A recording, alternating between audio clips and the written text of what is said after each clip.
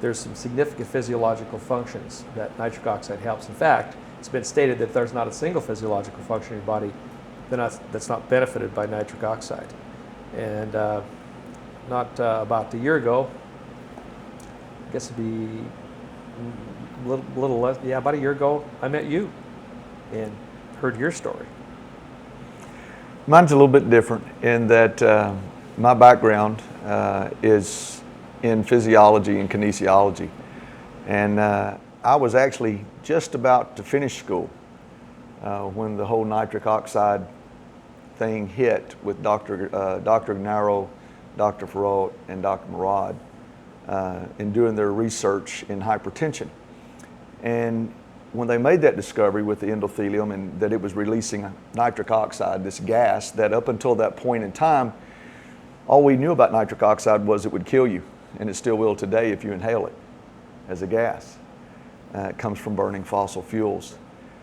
And that 31 years now, from 1983, 84, to the discovery of nitric oxide in 1989, to Dr. Gnaro and Dr. Murad and Dr. Farot winning the Nobel Prize for Medicine and Physiology in 1998. I really got interested in nitric oxide in the early 90s and began using it as an athlete, lifting, competing in bodybuilding and powerlifting, and knew of the health benefits that were there with the product as well with that one molecule, but really didn't focus on that hard until maybe the last 15 years or so.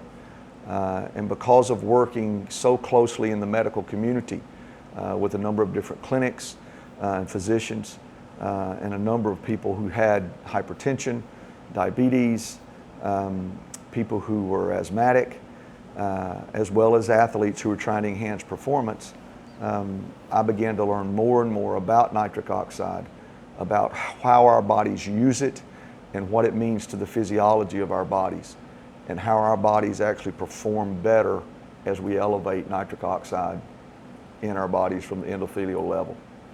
And that really has what brought us then together, Leo, you and I, and through working with some other products, to really start, and we've both seen, and both of us have seen this in a number of different people. Blood pressure's lowered, and how nitric oxide impacts that, the ability to stabilize and control insulin and glucose for diabetics, the ability to improve oxygen diffusion rates, and all those type things. And I think it's a good thing that you can really, most of the diseases, of what we call diseases, I guess, are really not diseases at all.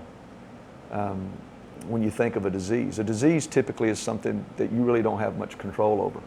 You get it just because, kind of a stroke of bad luck. Like a virus. Yeah, bad luck. You're in the wrong place at the wrong time.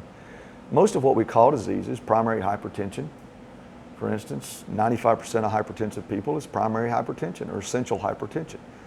That's hypertension that was caused by the individual. It was self-induced. It was something the individual has done or not done that has caused that process to happen. And then, of course, you have the genetic predisposition, and mine was one of those, predisposed to high cholesterol, high triglycerides, and then, as you mentioned, hypertension, and certainly weight loss has contributed significantly to a reduction in the blood pressure readings. I think one of the things that's probably most important about the particularly in the blood pressure arena, when you look at the endothelium, there's a vascular endothelium. There is also a neuronal endothelium that lines the nerves, and we'll discuss some of those issues, particularly regarding cognitive function. And then you have the mitochondrial endothelium, which was most recently discovered, which contributes significantly to the energy that your own body has. Right. And that blood pressure, when you look at a vessel that is constricted, it's unable to dilate properly, it's like shoving an enormous amount of blood through a very narrow vessel. The heart has to work so much harder and have so much more pressure to get the blood to the end of the row, if you want to use that term, it's like irrigating, to the end of the row. But that endothelium is really the key to allowing that vascular system to dilate. In fact, the endothelium actually has three major functions. One it allows the vascular system to dilate and contract properly. So it normalizes blood pressure.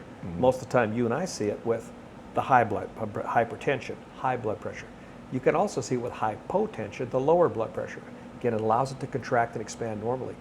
The other thing that you and I have noticed is that in that endothelium, it also regulates the permeability, how well that endothelium allows nutrients or vitamins or minerals or protein or even your own medications to get into the cell receptor site, into the tissue. And I think the thing that's been some of the fun things for you and I is that it also takes the garbage out. So when you work out really hard, and people think of lactic acid as being the issue, but as you've pointed out so dramatically, it's really the ammonia and the hydrogen in the muscle, the residual from the lactic acid metabolizing, that creates the soreness. And nitric oxide does a remarkable job in allowing the endothelium to function properly so it can take the garbage out. So your soreness is reduced by 30 to 40% over what it would normally be.